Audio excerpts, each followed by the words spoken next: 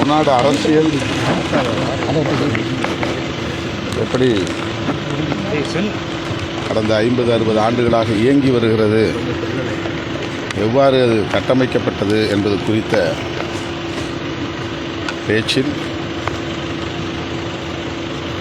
எம்ஜிஆர் அவர்களை பற்றியும் நான் குறிப்பிட்டேன். அவ்வளவுதான். எம்ஜிஆர் அவர்கள் மீது எனக்கு மிகுந்த மதிப்பு உண்டு.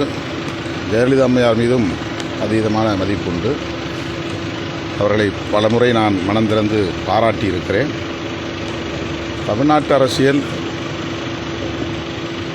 எப்படி கலைஞரை மையப்படுத்தி அவருக்கு எதிரான ஒரு எதிர்ப்பு அரசியலாக மாறியது என்று அவருடைய நினைவேந்தல் நிகழ்வில் பேசினேன். அவ்வளவுதான். எம்ஜிஆர் அவர்களை அவமதிக்கும் நோக்கம் என்னிடத்தில் இல்லை. மீண்டும் திமுக கூட்டணியில் கருத்து வேறுபாடு இருக்குன்னு எடப்பாடி சொல்லியிருக்காங்க.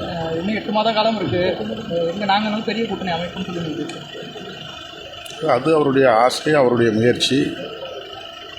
8 மாத காலத்தில் அவர் அதை சாதிக்க வேண்டும் என்று விரும்புகிறார். அது அவருடைய தனிப்பட்ட விருப்பம். கருத்து வேறுபாடு திமுக கூட்டணியில் மீண்டும் எனக்கு அந்த மாதிரி எதுவும் தெரியல.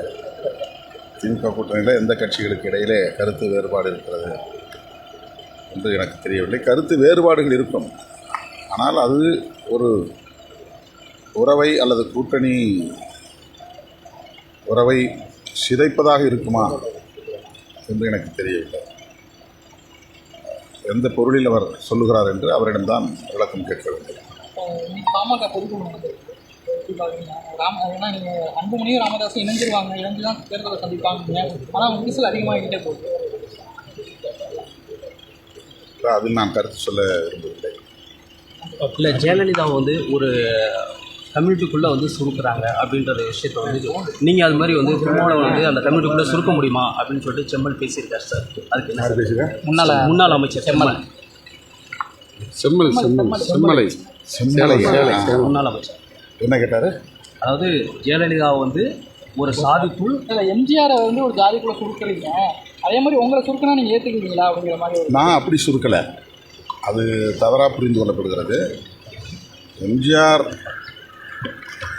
தலைமையில் அதிமுக இயங்கியதும், ஜெயலலிதா அம்மையார் தலைமையில் அதிமுக இயங்கியதும் கருணாநிதி எதிர்ப்பை முதன்மையாக கொண்டிருந்தது என்று விளக்கும் ஒரு உரையாக என்னுடைய உரை அமைந்திருந்தது. அப்போது ஜெயலலிதா அம்மையார் தன்னை ஒரு பார்ப்பன பெண்மணி என்றே பகிரங்கமாக சட்டப்பேரவையில் அறிவித்து கொண்டார். அதனால் அதிமுக மீதான விமர்சனம் இங்கே பார்ப்பனர்கள் அல்லது பார்ப்பனியம் என்கிற சமூகத்தினரால் அல்லது சக்திகளால் பெரிய அளவில் விமர்சிக்கப்படவில்லை.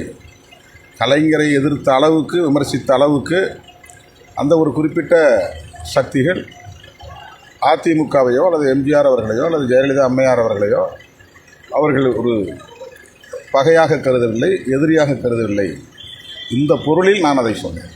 அவ்வளோதான். அவர்களை அப்படி சுருக்க முடியாது. எம்ஜிஆர் அதை கடந்தவர், ஜெயலலிதா அம்மையாரும் அந்த எல்லைகளை கடந்தவர் என்பது எல்லோருக்கும் தெரியும்.